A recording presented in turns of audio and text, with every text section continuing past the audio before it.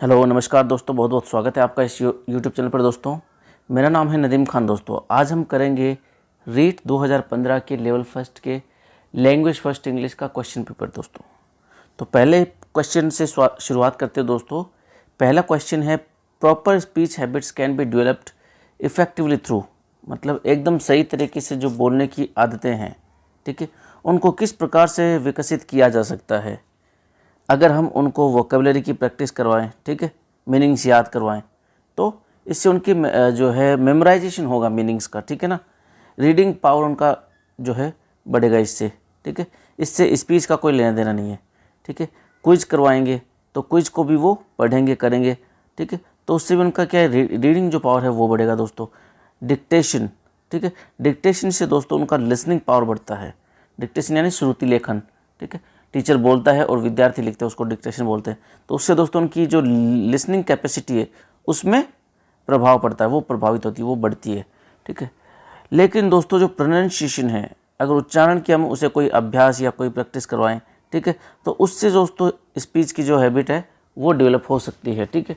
उनको सही प्रोनाउंसिएशन सिखाएं, ठीक है, शब्दों को सिखाएं बोलना सही तरीके से, तो उससे क्या है, एकदम प्रॉपर है स्पीच हैबिट्स है वो डेवलप होती है एकदम इफेक्टिवली, ठीक है। दोस्तों नेक्स्ट क्वेश्चन देखते हैं दोस्तों कि language skills can be better learned, कि भाषा की जो कौशल है उनको कब बेहतर सीखा जा सकता है, भाषा के कौशलों को कब बेहतर तरीके से सीखा जा सकता है। If they are taught in an integrated manner, अगर उनको एक एकीकृत मैनर में सिखाया जाए। सही बात है, ऑप्शन सही लग रहा है। आगे ऑप्शन देखते हैं दोस्तों, with the help of challenging drills, challenging drill देने से कोई फ़ायदा नहीं दोस्तों, ठीक है, चैलेंजिंग यानी कठिन ड्रिल देने से। Through written test, written test से तो सिर्फ रिटन जो है रिटन स्किल मजबूत होगी। यहाँ पर ये लैंग्वेज स्किल्स की बात कर रहा है। लैंग्वेज स्किल्स होती है दोस्तों, 4 लैंग्वेज स्किल होती है, LSRW, listening, speaking, reading, writing, ठीक है। तो यहाँ पर ये बात कर रहा है कि सिर्फ रिटन स्किल्स जो है रिटन टेस्ट देखिए, तो रिटन टेस्ट देंगे तो रिटन राइटिंग स्किल है वो डेवलप होगी। ये कहता है कि अगर उसको अकेले में पढ़ाया जाए, ठीक है, इफ़ टॉट इन आइसोलेशन, यानी अगर उसे अकेले में पढ़ाया जाए तो अकेले में पढ़ाने से कोई मतलब नहीं है, कोई उसमें डेवलपमेंट नहीं होता। तो ऑप्शन बी सी डी तीनों ही गलत है दोस्तों, तो इसका ऑप्शन सही है एकीकृत अगर मैनर में पढ़ाएं, यानी जिसमें चारों स्किल जो है काम में आए। LSRW चारों skill, listening, speaking, reading, writing, चारों स्किल काम में आए, ऐसा कोई मैनर, ऐसा कोई तरीका ढूंढे, इंटीग्रेटेड मैनर ढूंढे जिसमें चारों स्किल सीखने का मौका मिले, तो लैंग्वेज स्किल को बेहतर तरीके से सीखा जा सकता है। दोस्तों नेक्स्ट क्वेश्चन देखते हैं दोस्तों कि अ वीडियो इज, तो वीडियो क्या है दोस्तों। वीडियो ऐसा एक साधन होता है दोस्तों जिसमें हम ऑडियो सुन भी सकते हैं, ठीक है। वीडियो होता है ना, कोई फिल्म होती है, मान लो मैं आपको फिल्म के उदाहरण से समझाता हूँ। फिल्म होती है, उसमें आप कुछ ऑडियो भी सुनते हो, हीरो डायलॉग बोलता है, वो गाने गाता है, तो वो भी आपको सुनाई देता है, और वो हीरो दिखता भी आपको, ठीक है। तो उसमें क्या होता है, वो वीडियो भी होता है। तो वीडियो क्या है, एक ऑडियो विजुअल ऐड है दोस्तों, ठीक है, उसमें ऑडियो भी रहता है और उसमें वीडियो भी रहता है, विजुअल भी रहते हैं, ठीक है, विजुअल इमेजेस रहते हैं। तो वो क्या है, एक ऑडियो विजुअल ऐड है, ठीक है। बाकी अगर ऑडियो ऐड की बात करें तो रेडियो दोस्तों है, वो क्या है, वो सिर्फ ऑडियो ऐड है, उसमें सिर्फ सुन सकते हैं। और अगर विजुअल ऐड की बात करें तो ब्लैक बोर्ड है हमारा, ठीक है, ब्लैक बोर्ड वो क्या है, चार्ट हो गया, ग्राफ हो गया, ये सिर्फ विजुअल ऐड है, उसमें कोई आवाज़ नहीं आती है ब्लैक बोर्ड में से या ग्राफ में से, ठीक है। तो वो क्या है, वो सिर्फ विजुअल ऐड है। तो हमारा सही उत्तर हो जाएगा दोस्तों ऑप्शन सी, ठीक है। नेक्स्ट क्वेश्चन देखते हैं दोस्तों कि audio visual aids make learning, audio visual add इस्तेमाल करने से, ठीक है, मतलब दृश्य श्रव्य सामग्री, ठीक है, जिससे हम सुनाई दे सके, जिसमें कुछ दिखाई दे सके, ठीक है, यानी फिल्म वगैरह कुछ भी, रेडियो, लिंगुआ फोन, कुछ भी, ठीक है। अगर ये सामग्री हम इस्तेमाल करते हैं तो इससे क्या फ़र्क पड़ता है, लर्निंग कैसी रहती है इससे, ठीक है, अधिगम पर क्या प्रभाव पड़ता है इन दृश्य श्रव्य सामग्री का। तो लर्निंग क्या होती है, आसान हो जाती है, बिल्कुल सही बात है। लर्निंग रोचक हो जाती है, अधिगम रोचक हो जाता है, सही बात है। और ये प्रभावशाली भी हो जाता है। तो ये तीनों ऑप्शन सही है दोस्तों, ठीक है। तो हमारा ऑप्शन डी है, ऑल ऑफ दीज, ये सही हो जाता है दोस्तों, कि इससे जो है लर्निंग यानी अधिगम आसान हो जाता है, रोचक हो जाता है और प्रभावशाली बन जाता है दोस्तों। तो इसमें ऑप्शन डी सही है। नेक्स्ट क्वेश्चन देखते हैं दोस्तों कि unit test is an expression of dash evaluation, तो यूनिट टेस्ट किसका उदाहरण है दोस्तों, ठीक है। एक्सप्रेशन का अर्थ होता है वक्तव्य, ठीक है, अभिव्यक्ति, ठीक है। यहाँ पर इसका अर्थ है कि किसका एग्जाम्पल है, किसका उदाहरण है, ठीक है। एक्सप्रेशन का यहाँ पे अर्थ है किसका उदाहरण है, कि यूनिट टेस्ट किसका उदाहरण है। यूनिट टेस्ट यानी दोस्तों कि 1, 2 या 3 पाठों की एक यूनिट होती है, ठीक है।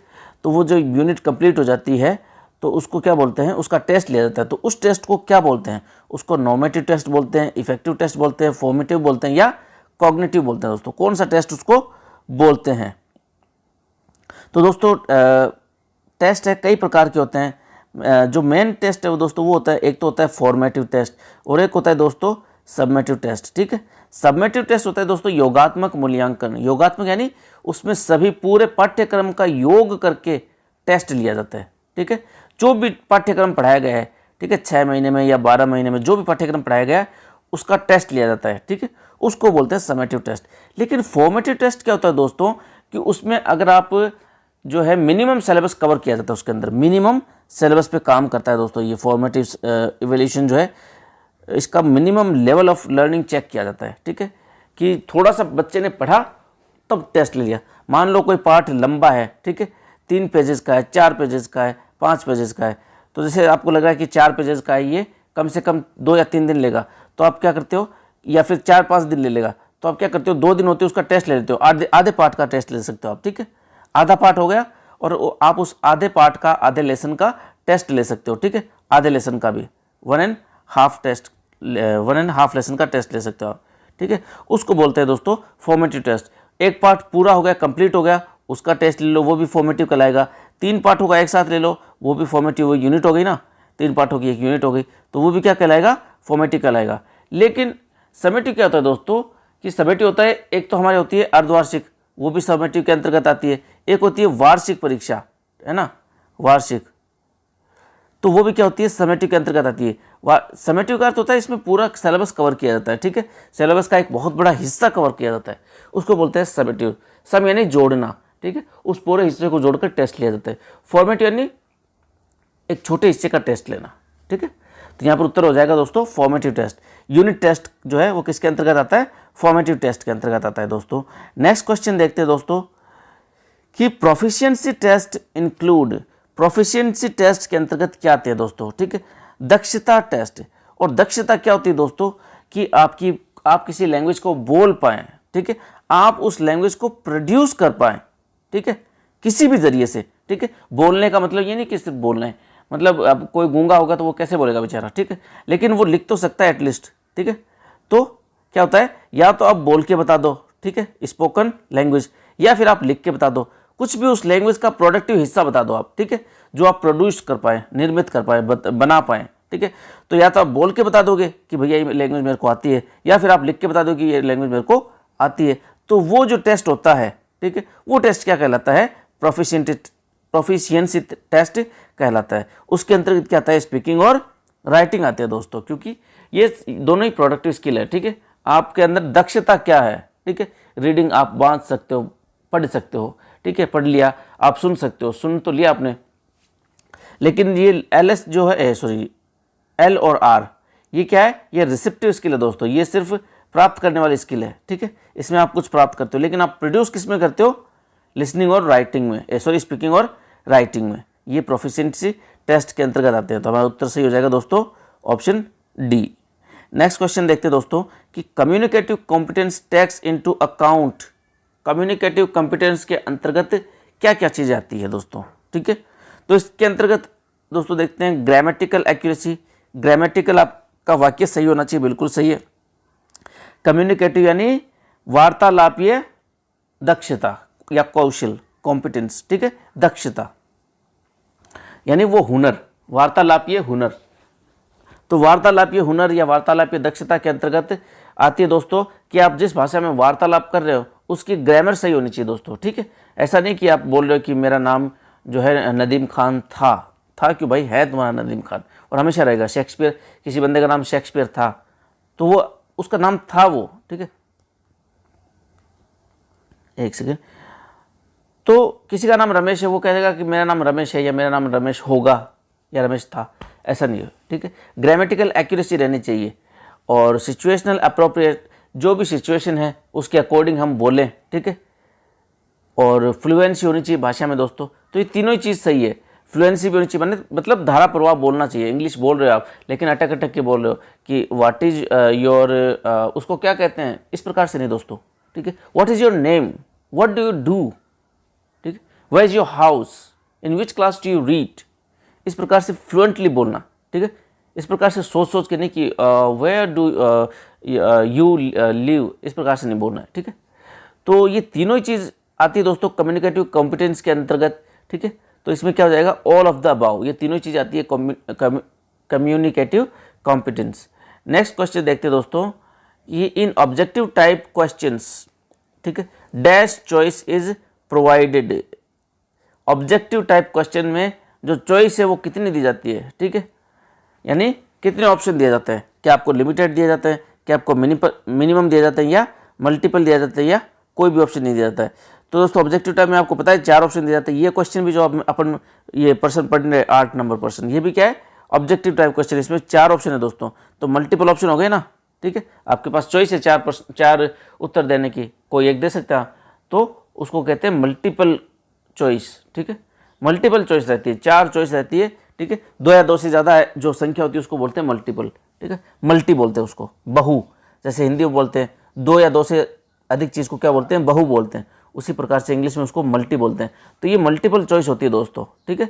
ऑब्जेक्टिव टाइप में क्या होती है, मल्टीपल चॉइस दी रहती है, दी हुई रहती है उत्तरों की। तो हमारा ऑप्शन सी सही हो जाएगा। नेक्स्ट क्वेश्चन देखते हैं दोस्तों कि the basic requirement of a language proficiency test is that it must be, ठीक है। भाषाई दक्षता टेस्ट की मूलभूत आवश्यकता क्या होती है, मूलभूत आवश्यकता क्या होती है, ठीक है। दोस्तों कोई भी टेस्ट हो उसकी मूलभूत आवश्यकता कुछ होती है, ठीक है।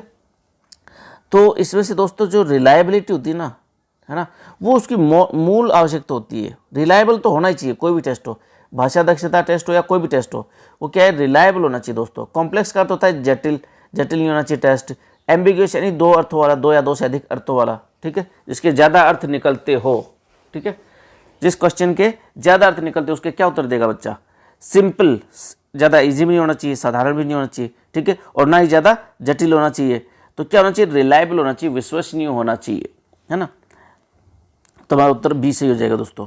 नेक्स्ट क्वेश्चन देखते हैं, ये पैराग्राफ है दोस्तों, ये पढ़ते हैं हम कि the kingfisher is a bird that gets its name because it truly is a king among the fish catching birds. Kingfisher एक पक्षी का नाम है दोस्तों, ये कहता है ये एक पक्षी है और इसका नाम है किंगफिशर। इसके नाम के साथ किंग इसलिए लगा है क्योंकि जितने भी पक्षी हैं, ठीक है, ऐसे पक्षी जो मछली पकड़ कर खाते हैं, ठीक है, मछली का शिकार करके खाते हैं, उनमें ये सर्वश्रेष्ठ है, उनमें ये राजा है, ठीक है। जैसे फलों का राजा कौन होता है, आम होता है, ठीक है, उसी प्रकार ऐसे पक्षी जो मछली खाते हैं उनका ये राजा है दोस्तों। क्यों, क्योंकि इसका रीज़न इसने आगे दे रखा है कि in catching fish it sits on a limb of a tree. Limb यानी अंग होता है दोस्तों, ठीक है, लिम्ब यानी अंग, LIMB, लिम्ब यानी अंग। और पेड़ का अंग क्या हो जाएगा दोस्तों, टहनी हो जाएगी, उसकी क्या हो जाएगी, टहनी हो जाएगी।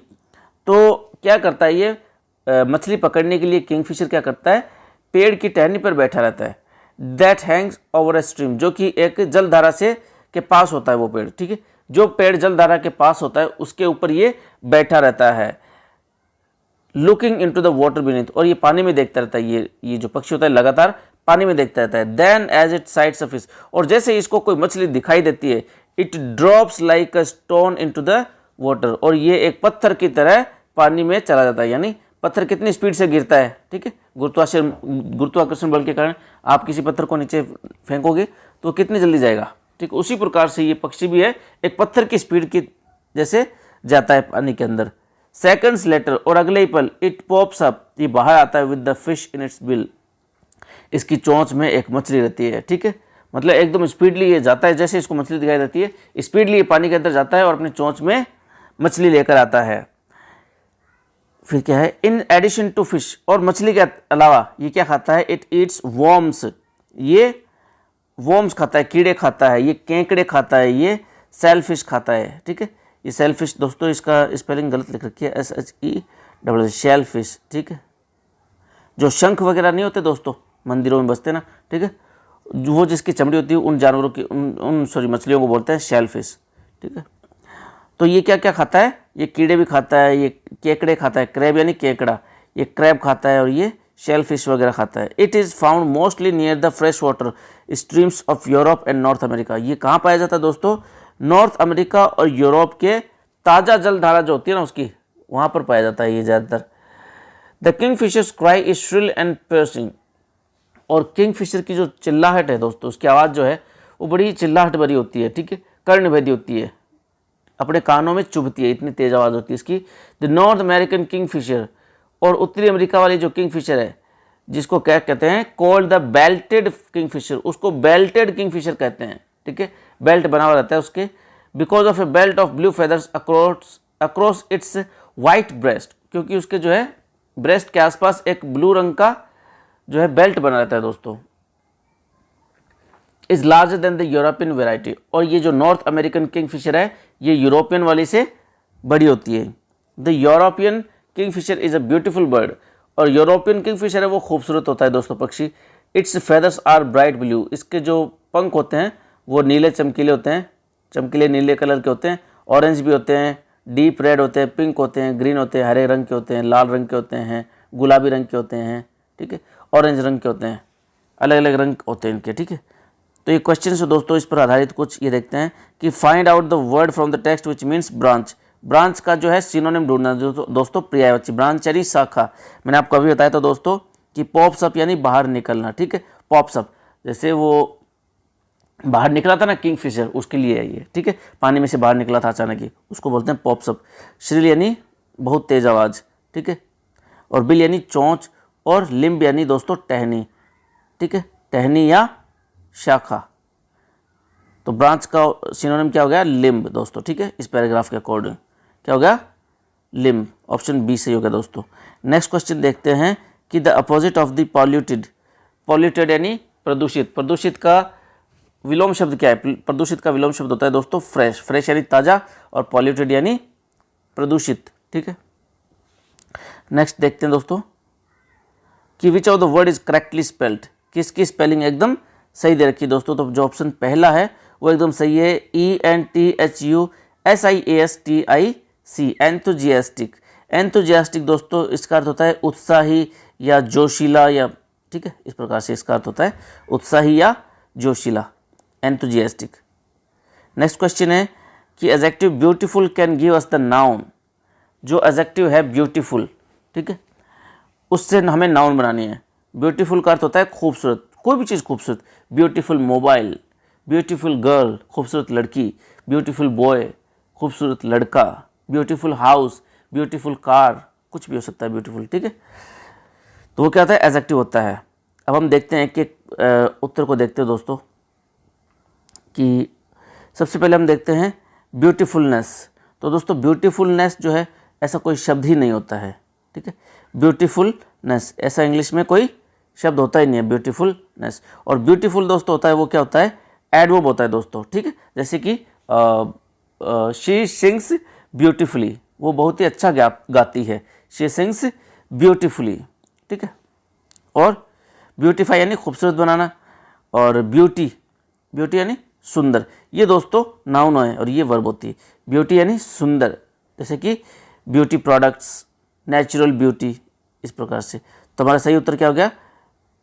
ऑप्शन बी, क्योंकि हमें क्या चाहिए? नाउन चाहिए, और ब्यूटी क्या है? नाउन है। नेक्स्ट देखते हैं दोस्तों कि find out the word from the text which means A small current of water. पानी की एक छोटी धारा होती है, उसको क्या कहते हैं दोस्तों, ठीक है, एक शब्द में बताना है। तो स्ट्रीम जो है उसको बोलते हैं दोस्तों पानी की एक छोटी धारा। A small current of water, current यानी धारा, पानी की एक छोटी धारा। पॉप्स यानी दोस्तों बाहर आना या ऊपर आना, श्रिल यानी आवाज़, तेज आवाज़, ड्रॉप्स यानी गिर जाना, कोई चीज़ गिर जाना, जैसे आई ड्रॉप माई मोबाइल, मैंने अपना मोबाइल गिरा दिया। नेक्स्ट देखते हैं दोस्तों, ये भी अब अपना पैराग्राफ आ गया, पढ़ लेते हैं इसको एक बार पहले। एनिमल्स में become extinct in many ways. जानवर हैं वो कई तरीक़ों से लुप्त हो सकते हैं। फर्स्ट ऑफ ऑल दे में इवोल्व इनटू अनदर स्पीसीज, ठीक है। एक तो तरीका क्या है कि वे सबसे पहले क्या होता है कि वे दूसरी जाति में बदल जाते हैं, वे दूसरी प्रजाति में बदल जाते हैं। एंड नॉट रियली डाई, और वो मतलब ख़त्म नहीं होते, मर नहीं जाते हैं, बस वे दूसरी प्रजाति में बदल जाते हैं। जैसे कि दोस्तों हम इंसान जो हैं वो क्या है? पहले एक प्रकार के बंदर हुआ करते थे और हमारा विकास हो गया तो हमारी एक दूसरे अलग प्रजाति बन गई है, ठीक है। Not really die out of all, for example उदाहरण के तौर पे through time many early from of our horses और human beings have progressively changed by evolution into new species. ये दोस्तों मैंने अभी जो बात की वही कह रहा है कि जो घोड़े हैं और जो इंसान हैं इनकी पहले अलग प्रजाति हुई थी, लेकिन इनका विकास होकर ये एक नई प्रजाति बन गई, स्पीसीज यानी प्रजाति। The old species has changed and not really die, जो पुरानी प्रजाति है वो बस बदल गई है, मरी नहीं है, बस बदल गई है। So this is called pseudo extinction. Pseudo यानी दोस्तों नकली या आधा, ठीक है। ये आधा जो है लुप्तीकरण कहलाता है, ये पूरा जो है विलुप्तीकरण नहीं है दोस्तों, ये क्या है, आधा या नकली विलुप्तीकरण है। The second common way in which animals have died out is for a single species to disappear because of some local disturbance। जो दूसरा तरीका है कि जानवर गायब हो जाते हैं या मर जाते हैं, उसका रीज़न क्या दोस्तों कि कुछ स्थानीय समस्याएं होती है। डिस्टर्बेंस यानी दोस्तों समस्या, जो स्थानीय समस्याएं होती है उसके कारण जो है वो गायब हो जाते हैं दोस्तों। जैसे कई बार क्या होता है कि सारे से वो पानी की वजह से मर जाते हैं, ठीक है। जंगलों में क्या होता है, पानी खत्म हो जाता है, सूख जाता है, अकाल पड़ने के कारण पानी रहता नहीं, तो क्या होता है वो मर जाते हैं। सभी जो पक्षी और पशु पक्षी होते हैं डिपेंड होते हैं, तो वो प्रजाति खत्म हो जाती है कई बार। Many animals that have very special diets, और कुछ जानवरों की कुछ स्पेशल डाइट होती है, कुछ स्पेशल भोजन होता है, कोई एक विशेष भोजन होता है। अगर वो विशेष भोजन दोस्तों खत्म हो जाए तो वो प्रजाति भी खत्म हो जाती है। For example could die out very easily if their sources of food goes down. It is thought that certain species of dinosaurs were adapted to eating particular kinds of reedy plants। ठीक है दोस्तों, क्या कि वो मतलब वो एक reedy plants था, ठीक है, मतलब गन्ना या एकली जिसको बोलते हैं, वो प्लांट्स था, वो खाते थे डायनासोर्स, ठीक है। तो वो कुछ शाकाहारी डायनासोर्स भी होते थे और कुछ मांसाहारी भी होते थे। जो शाकाहारी थे दोस्तों वो किस पर निर्भर थे, रीडी प्लांट्स पर निर्भर थे वो दोस्तों, उस पर जिंदा रहते थे। अब क्या हुआ कि वो ख़त्म हो गए, ठीक है, ये जो प्लांट्स थे रीडी प्लांट्स ये ख़त्म हो गए तो वो डायनासोर्स भी मर गए। When these disappeared those particular species of dinosaur starved and died out. तो ये जब रीडी प्लांट्स खत्म हुए तो वो डायनासोर्स थे वो भी खत्म हो गए, भूख मर गए और आखिर में क्या हो, मर गए, सारे के सारे मर गए। अब इसमें से कुछ क्वेश्चन देख लेते दोस्तों कि the word extinct and particular are, ये जो शब्द है एक्सटिंक्ट और पर्टिकुलर, ये दोस्तों क्या है, इनको बताना है कि एडजेक्टिव है कि एडवर्ब है कि नाउन है कि वर्ब्स हैं। एक्सटिंक्ट और पर्टिकुलर। एक्सटिंक्ट स्पीसीज, विलुप्त हुई प्रजाति, ठीक है। तो दोस्तों प्रजाति की विशेषता बताए तो क्या हो गया, विशेषण हो गया। विशेषण क्या क्या बोलते हैं, एडजेक्टिव। पर्टिकुलर का और देख लेते दोस्तों कि आंसर द पर्टिकुलर क्वेश्चन, उस विशेष सवाल का जवाब दें, ठीक है। पर्टिकुलर क्वेश्चन, क्वेश्चन क्या हो गया, नाउन हो गया, और पर्टिकुलर नहीं एडजेक्टिव हो गया, जो उस सवाल की विशेषता बता रहे हैं। तो ये क्या, दोनों क्या है, एडजेक्टिव है दोस्तों, ये दोनों क्या है, एडजेक्टिव। ऑप्शन ए सही है। नेक्स्ट देखते हैं दोस्तों कि which of the following phrases has a determiner in it. Determiner ढूंढना है दोस्तों, ठीक है। तो डिटर्मिनर मैंने आपको बताया था, आर्टिकल होता है वो भी डिटर्मिनर की कैटेगरी में ही आता है। तो सबसे पहले देखते रहते हैं कि आर्टिकल किस ऑप्शन में दे रखा है। तो दोस्तों इस ऑप्शन में आर्टिकल दे रखा है, ठीक है। आर्टिकल किसको बोलते हैं, ए एन और दी, ठीक है। तो इसमें दोस्तों आर्टिकल नहीं है, ए एन दी नहीं, इसमें भी नहीं है, लोकल और इसमें भी नहीं है, ठीक है। किस में दे रखा है आर्टिकल, ऑप्शन बी में। आर्टिकल कौन सा है, द ओल्ड स्पीसीज। तो ऑप्शन सी हो जाएगा हमारा ऑप्शन बी, ठीक है। बस इतना सही, बहुत आसान सवाल आते हैं दोस्तों, ठीक है। हम घबरा जाते हैं बस कि यार डिटर्मिनर पूछ लिया, कभी नाम ही नहीं सुना, बस पता होना चाहिए किसको बोलते हैं determiner. The verb in the sentence the old species has changed and not really died out. तो ये कह रहा है कि दोस्तों ये जो वाक्य है द ओल्ड, ये कि पुरानी प्रजाति बदल चुकी है और मरी नहीं है। तो ये किस सेंटेंस का, किस टेंस का वाक्य है, सॉरी, ठीक है। तो ये टेंस हमें पता है दोस्तों कि क्या दे रखा है इसमें, हैज़ प्लस चेंज्ड वर्ब की थर्ड फॉर्म। तो हैज़, हैव, हैड, ठीक है। हैज़, हैव, हैड ये किसका है दोस्तों, हैज़, हैव, हैड ये परफेक्ट टेंस को रिप्रेजेंट करते हैं दोस्तों, ठीक है। किसको रिप्रेजेंट करते हैं, परफेक्ट टेंस को रिप्रेजेंट करते हैं दोस्तों, हैज़, हैव, हैड। और हैज़, हैव किसको करते हैं रिप्रेजेंट, प्रेजेंट परफेक्ट को, ठीक है। अगर इनके साथ वर्ब की थर्ड फॉर्म और लग जाती है, ठीक है, तो ये परफेक्टिव एस्पेक्ट को शो करते हैं दोस्तों। कौन से, परफेक्टिव एस्पेक्ट को। हैज़, हैव, हैड किसको शो करते हैं, परफेक्टिव को, अगर वर्ब की थर्ड फॉर्म दे रखी है तो, ठीक है। और हैज़, हैव में से दोस्तों, हैड में से हैज़, हैव जो है वो प्रेजेंट को रिप्रेजेंट करते हैं, ठीक है। तो ये टेंस कौन सा हो गया, प्रेजेंट परफेक्ट टेंस।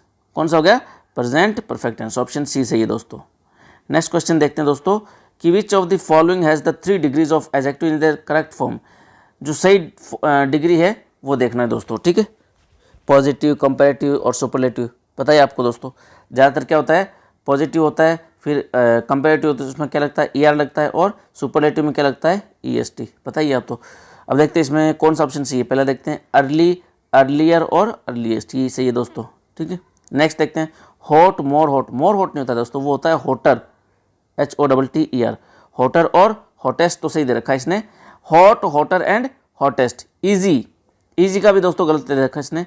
ईजी का होता है दोस्तों easier, EASIER, EASIER, easier. Easy, easier और easiest, EASIEST, easiest. Easy, easier, easiest, ठीक है। स्पेशल का हो गया special, more special and the most special, ठीक है। तो दोस्तों हमारा ऑप्शन सी हो जाता है ऑप्शन ए। नेक्स्ट देखते हैं दोस्तों क्वेश्चन नंबर 19। एक सेकेंड, हाँ। The verb in the sentence it is thought that certain species, it is thought, ये किस टेंस का वाक्य है दोस्तों, ये बतानी है हमें बात, ठीक है। तो दोस्तों मैं आपको बता दूं कि ये लिखा हुआ है इट इज थॉट, ठीक है। ये दे रखा है दोस्तों पैसिव में, ठीक है। ये पैसिव में, ये एक्टिव में क्या वाक्य था, they think it, they think it, ठीक है। तो एक्टिव में ये था दे थिंक इट। अब एक्टिव में क्या हुआ इसको कि इट ऑब्जेक्ट था, इसको सब्जेक्ट बना दिया इट, ठीक है। फिर ये वर्ब की ये सेंटेंस कौन सा है, प्रेजेंट इंडेफिनिट का दोस्तों, ठीक है। प्रेजेंट इंडेफिनिट का है और इसको पैसिव में लिख रखा है। ये सेंटेंस क्या था, दे थिंक, THINK, इसमें लिखा नहीं जा रहा दोस्तों, दे थिंक इट, ठीक है। तो थिंक, थिंक क्या है, वर्ब की फर्स्ट फॉर्म है। वर्ब की फर्स्ट फॉर्म किस में आती है दोस्तों, सीधी सी बात है, प्रेजेंट इंडेफिनिट या सिंपल प्रेजेंट में, ठीक है। सिंपल प्रेजेंट या प्रेजेंट सिंपल टेंस एक ही बात है, ठीक है। सिंपल प्रेजेंट टेंस में तो ये था दोस्तों। तो हमने इसमें क्या किया, पैसिव में इट को सब्जेक्ट की जगह पे रख दिया, इट, ठीक है। और प्रेजेंट इंडेफिनिट में क्या होता है दोस्तों, इजारम आता है, तो इट इज आ गया, इट इज। और थिंक की थर्ड फॉर्म हो गई इट इज थॉट। और दे दोस्तों मैंने आपको पहले ही बताया था कि दे, वी, पीपल, समबडी, ये ऐसे सब्जेक्ट इनको बाई के साथ लिखने की जरूरत नहीं है, ठीक है। तो ये हो गया इट इज थॉट। तो ये कौन सा टेंस हो गया दोस्तों, सिंपल प्रेजेंट, सिंपल प्रेजेंट या प्रेजेंट इंडेफिनिट टेंस। तो अगला सवाल है दोस्तों कि which question is correct in its structure, कि स्ट्रक्चर किस सवाल का सही है। तो स्ट्रक्चर क्या होता है दोस्तों, क्वेश्चन दे रखा है इसमें कि विच क्वेश्चन, किस क्वेश्चन का, ठीक है। लास्ट में इंटरोगेटिव मार्क है दोस्तों, तो ये कौन सा होगा, इंटरोगेटिव सेंटेंस होगा। इंटरोगेटिव सेंटेंस जो होता है दोस्तों उसका स्ट्रक्चर ये रहता है, सबसे पहले क्या आता है, WH वर्ड, ठीक है। फिर अगर WH वर्ड आपको देना है सेंटेंस में तो ठीक है, अगर नहीं देना है तो ये ऑप्शनल है। फिर आता है दोस्तों ये कंपलसरी है, हेल्पिंग वर्ब। हेल्पिंग वर्ब के बाद में आता है सब्जेक्ट, सब्जेक्ट के बाद में आती है मेन वर्ब। फिर आप ऑब्जेक्ट, एडवर्ब जो भी लगाना चाहो लगा के और क्वेश्चन मार्क लगाना है, ठीक है। तो देखते हैं WH इसमें है कि नहीं है। ये WH वाला सेंटेंस है क्योंकि हाउ दे रखा है, हाउ किस में आता है, WH वर्ड में आता है। तो चारों में हाउ दे रखा है। फिर देखना है कि हेल्पिंग वर्ब किस में नहीं है, ठीक है। डिड इसमें हेल्पिंग वर्ब है, शी इसमें नहीं है, तो ये ऑप्शन वैसे ही कट गया, सीधा सब्जेक्ट दे दिया। सीधा सब्जेक्ट नहीं आएगा, क्या आएगा, WH के बाद में हेल्पिंग वर्ब। ऑप्शन सी में देखिए दोस्तों, हाउ के बाद में क्या दे रखा है, डिड दे रखा है, तो ये तो सही है।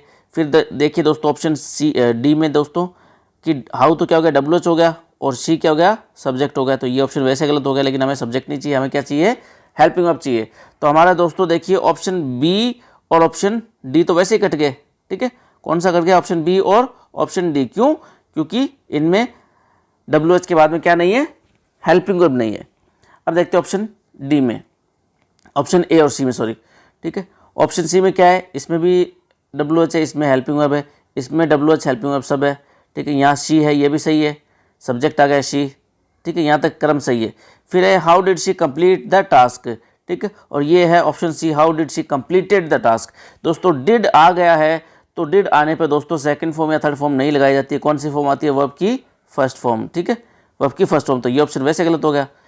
तो ऑप्शन बच्चा A, तो ऑप्शन A सही है। क्यों सही है कि इसमें ये क्या है, WH है, अपनी जगह पर है, डिड है, हेल्पिंग वर्ब अपनी जगह पे है, शी है, सब्जेक्ट है अपनी जगह पे, मैन वर्ब है वो भी अपनी जगह पे है, और एकदम सही मैन वर्ब का यूज़ किया हुआ है। कंप्लीट वर्ब की फर्स्ट फॉर्म आती है, डिड के साथ कौन सी आती है, वर्ब की फर्स्ट फॉर्म आती है दोस्तों। फिर ऑब्जेक्ट द टास्क दे रखा है, तो ये सही हो गया ना, ठीक है, ये क्या हो गया हमारा ऑब्जेक्ट हो गया, ठीक है। तो ऑप्शन सही हो, कौन सा हो गया दोस्तों हमारा, ऑप्शन ए सही हो गया। नेक्स्ट देखते हैं दोस्तों क्वेश्चन हमारा 21 नंबर कि आई नो हिम, इसका पैसिव क्या होगा दोस्तों, ठीक है। तो बड़ा ही आसान सवाल है, मैं आपको बता दूं कि वर्ब होती है नो, KNOW। जब इसको पैसिव बनाते हैं दोस्तों, ठीक है, ठीक है, और पैसिव बनाते हैं तो पैसिव में क्या फॉर्मूला रहता है दोस्तों कि जो भी लिखना है सब्जेक्ट वर्ब प्लस, ठीक है। तो ऑब्जेक्ट को हम कैसे लिखते हैं, बाई प्लस ऑब्जेक्ट, बाई लगा के लिखते हैं, ठीक है। लेकिन दोस्तों नो ऐसी वर्ब है कि जिसमें बाई ना लगा के क्या लगाते हैं हम, टू लगाते हैं दोस्तों, क्या लगाते हैं, टू लगाते हैं, ठीक है। तो हमारा क्वेश्चन क्या है, आई नो हिम, ठीक है। तो इसमें हमें ये देखना है कि जिसमें भी नो के साथ बाई लगा हुआ है, जिसमें भी बाई लगा हुआ है उसको काटना है। नो की जगह क्या आएगा, टू आएगा, और टू आ रखा है वो उसको सही मानना है। तो he is known by me, by नहीं आएगा। ही नोज मी, इसमें ना तो नो है ना तो टू है ना बाई है, तो ये भी गलत हो गया।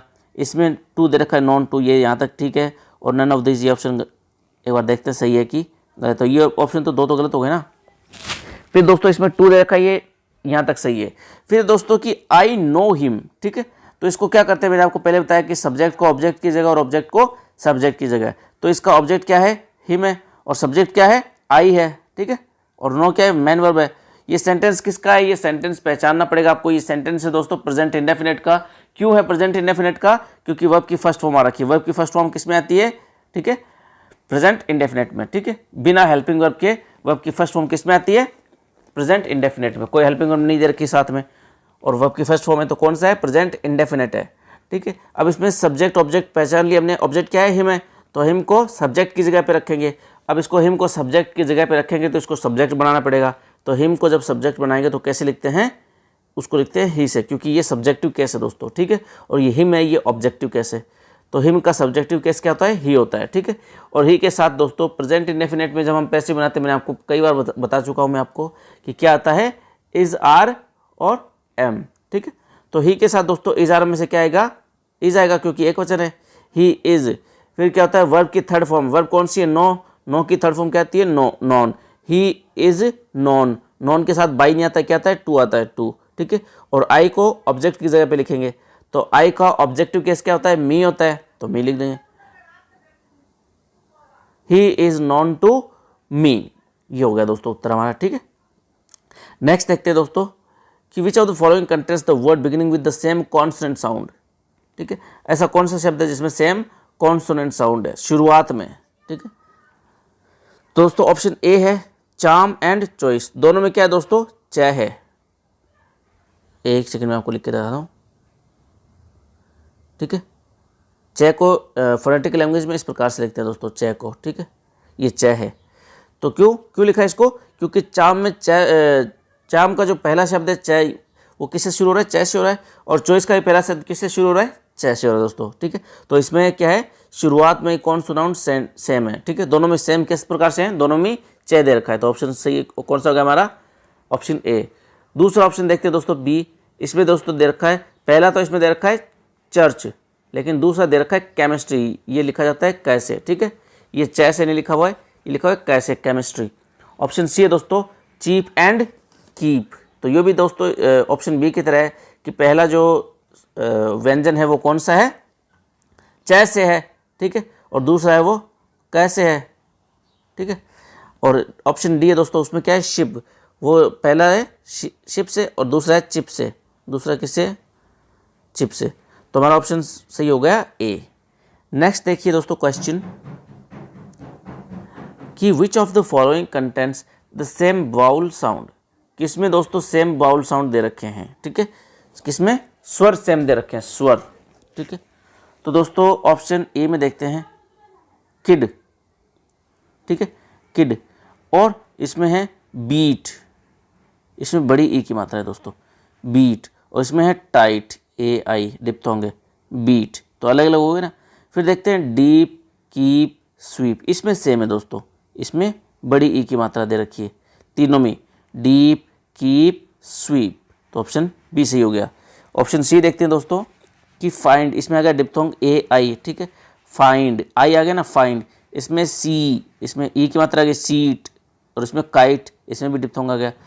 और नेक्स्ट देखते हैं फीड, इसमें आई की बड़ी मात्रा ई, फीड, और इसमें फाइन डिप्थोंग ए आई फाइन, और इसमें मीन, इसमें वापस बड़ी ई की मात्रा आ गई। तो दोस्तों हमारा ऑप्शन जो सही है वो कौन सा है, बी है, क्योंकि इनमें तीनों में कौन सा वाउल आया है, इसमें ये वाला वाउल आया है दोस्तों तीनों में, डीप, कीप, स्वीप। ठीक है, तो दोस्तों नेक्स्ट क्वेश्चन है हमारा 24 number, choose the correct phonetic symbol for the medial sound of the word machine. तो दोस्तों मीडियल का अर्थ होता है बीच वाला, ठीक है, तो मशीन जो शब्द है इसके बीच वाले जो ध्वनि है उसका बताना है कौन सा फोनेटिक सिंबल होगा। तो हम दोस्तों इसमें मशीन का फोनेटिक ट्रांसक्रिप्शन देखते हैं दोस्तों। मशीन का होता है फोनेटिक ट्रांसक्रिप्शन दोस्तों, मैं के साथ ए की मात्रा, फिर शंकर वाला स, ठीक है, फिर बड़ी ई की मात्रा, फिर नए, मशीन मशीन मशीन। ठीक है, तो इसका बीच वाला साउंड हो गया दोस्तों ये वाला, ठीक है, श, इसको श बोलते हैं, शंकर वाला स, एक सेकेंड सॉरी, शंकर वाला श। ठीक है, तो इसमें दोस्तों कौन सा ऑप्शन है, ऑप्शन सी है दोस्तों, ठीक है, शंकर वाला स।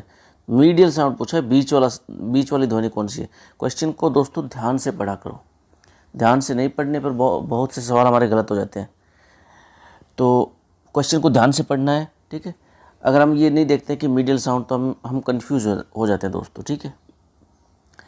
और ये भी ध्यान रखना है कि क्वेश्चन में नोट दे रखा है कि नहीं दे रखा है, ठीक है, उस हिसाब से हमें अर्थ मिलाना होता है।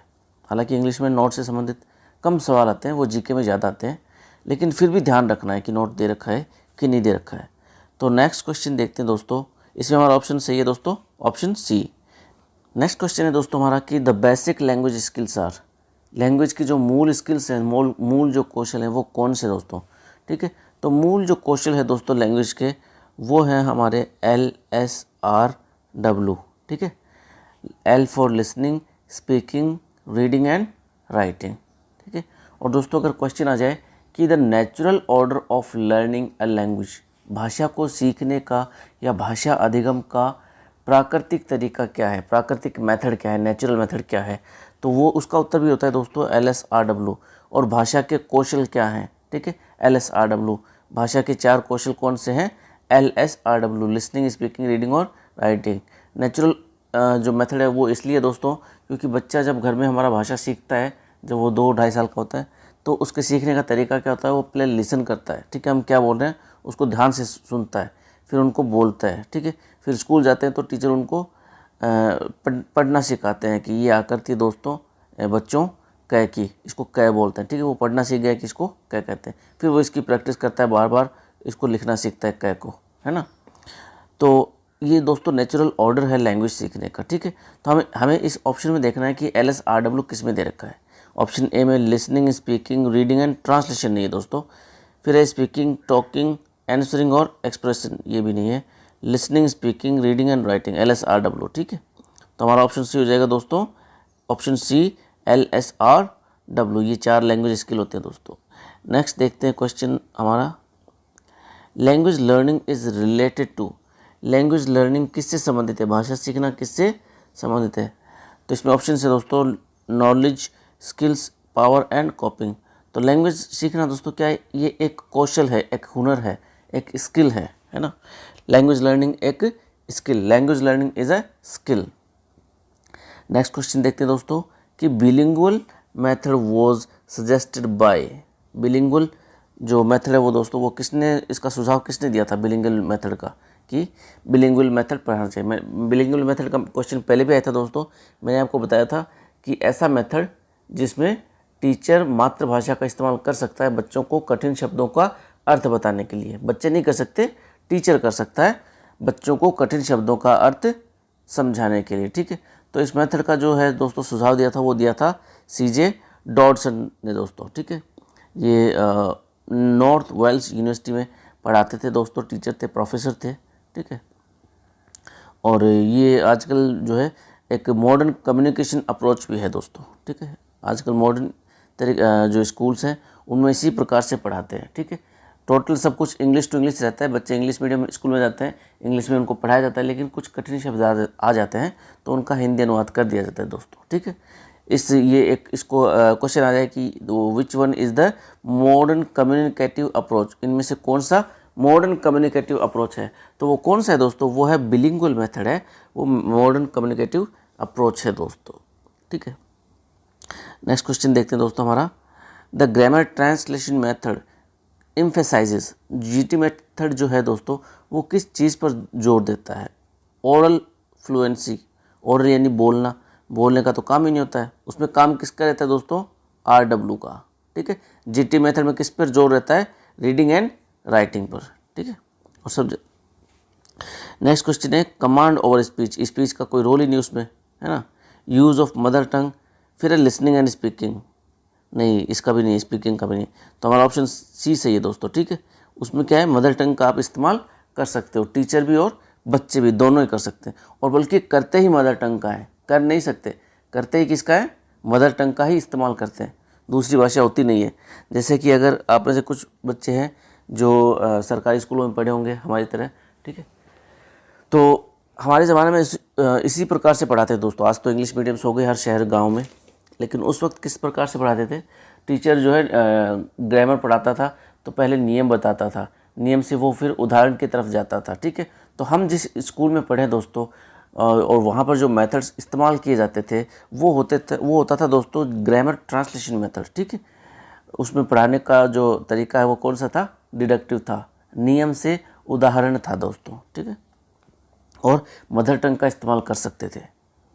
नेक्स्ट क्वेश्चन देखते हैं दोस्तों कि structures and patterns are used as a teaching unit in, किसमें दोस्तों टीचिंग यूनिट जो है स्ट्रक्चर रहती है और पैटर्न रहते हैं। ठीक है, तो दोस्तों स्ट्रक्चर से आपको अंदाज़ा लग सकता है कि स्ट्रक्चर किस में यूज़ होते थे, स्ट्रक्चरल मेथड में यूज़ होते हैं। ठीक है, तो स्ट्रक्चर से टीचर पैटर्न रखता है, ठीक है, कि ये पैटर्न पढ़ाना है आज, ये स्ट्रक्चर पढ़ाना है, तो उस स्ट्रक्चर के अकॉर्डिंग वो उसे ड्रिल करवाता था, उस स्ट्रक्चर के अकॉर्डिंग पढ़ाई करवाता है। तो वो कौन सा होता है, स्ट्रक्चरल मेथड होता है दोस्तों, जिसमें जो है ड्रिल करवाई जाती है, बार बार रिपीटेशन करवाया जाता है। और स्ट्रक्चरल मेथड का दोस्तों दूसरा नाम है ओरल, AURAL, ओरल। ठीक है, 2 बार ओरल है, ओरल मेथड। ठीक है, ओरल अप्रोच, सॉरी। ठीक है, और इसमें जो टीचिंग यूनिट रहती है दोस्तों वो क्या रहती है, स्ट्रक्चर्स रहती है इसमें, टीचिंग यूनिट पैटर्न्स रहती है। ठीक है, ना कि सेंटेंस रहता है। ठीक है, क्या रहता है, स्ट्रक्चर्स रहते हैं टीचिंग यूनिट। इसको दोस्तों ओरल नाम क्यों दिया गया, क्योंकि पहले टीचर जो है उस पैटर्न को बोल के दिखाता है। ठीक है, पहले खुद बोलता है, तो बच्चों को क्या है, पहले सुनने को मिलता है। ठीक है, तो ओरल का मतलब जो अर्थ होता है वो सुनने से होता है दोस्तों। ठीक है, जैसे कि ऑडियो नहीं होता, AUDIO, है ना, तो ऑडियो से बना है ओरल। ठीक है, AURL, ओरल। और ओरल का अर्थ होता है दोस्तों मौखिक, यानी बोलना। फिर बच्चे क्या करते हैं, पहले सुनते हैं ओरल, पहले ओरल अप्रोच लगाते हैं। ठीक है, बच्चे पहले सुनते हैं, फिर बोलते हैं, फिर ओरल करते हैं। ठीक है, ओरली स्पीक करते हैं उसको, इसलिए इसका इस मेथड, इस अप्रोच का नाम है दोस्तों स्ट्रक्चरल अप्रोच या स्ट्रक्चरल मेथड। तो इसका सही उत्तर हो जाता है दोस्तों स्ट्रक्चरल मेथड। नेक्स्ट क्वेश्चन देखते हैं दोस्तों, और हमारा आज का ये लास्ट क्वेश्चन है कि the productive skills of a language are. ये क्वेश्चन पिछली बार भी आया था किसी पेपर में, मेरे को याद नहीं है, हम पढ़ चुके हैं ये पेपर, शायद 2012 का ही है। The productive skills of language are, language की प्रोडक्टिव स्किल कौन सी होती है दोस्तों, जो जिसमें कुछ प्रोड्यूस किया जाए। तो प्रोड्यूस किस में किया जाता है दोस्तों, एक तो हम स्पीक करते हैं, हम कुछ बोलते हैं तो हम कुछ प्रोड्यूस करते हैं ना, कुछ भी। अभी मैं आपके सामने बोल रहा हूँ, ठीक है, तो मैं कुछ ना कुछ प्रोड्यूस कर रहा हूँ। ठीक है, और प्रोड्यूस कैसे कर सकते हैं, अब मान लो कोई बंदा गूंगा हो तो वो कैसे प्रोड्यूस करेगा, वो लिख के प्रोड्यूस कर देगा। ठीक है, speak and write, speaking and writing are productive skills. तो दोस्तों बोलना और लिखना जो है वो प्रोडक्टिव स्किल्स होती हैं किसी भाषा की। ठीक है, और लिसनिंग और रीडिंग ये होती है रिसिप्टिव, इसमें आप रिसीव करते हो, आप कुछ बातें सुन रहे हो। ठीक है, टीचर की बातें सुन रहे हो, या आप किताब को बाँच रहे हो, मैं अगर मारवाड़ी में बोलूँ, बाँच रहे हो, पढ़ रहे हो, तो उसमें भी आप क्या है, कुछ प्राप्त कर रहे हो, कुछ दे नहीं रहे हो। ठीक है, कुछ ले रहे हो, तो लेते हो तो वो कौन सी स्किल कहलाती है, रिसिप्टिव स्किल होती है वो। ठीक है, तो इसमें देखना है दोस्तों हमें एस और डब्ल्यू ढूंढना है, स्पीकिंग एंड राइटिंग। तो चौथा ऑप्शन दोस्तों है स्पीकिंग एंड राइटिंग दे रखा है, तो ऑप्शन डी सही हो जाता है। दोस्तों ये था हमारा रीट हो गई थी इस वक्त, रीट 2015 के लेवल फर्स्ट की लैंग्वेज फर्स्ट इंग्लिश का पेपर है दोस्तों ये, ठीक है। आई होप दोस्तों आपको वीडियो पसंद आया होगा। दोस्तों अगर अच्छा लगा तो अपने दोस्तों के साथ शेयर कीजिए, अपने जो भी मित्र हैं जो कंपटीशन की तैयारी करें उनके साथ शेयर कीजिए, और कुछ बताना हो दोस्तों तो कमेंट बॉक्स में बताइए, मैं हर एक कमेंट पढ़ता हूँ। And thank you very much दोस्तों।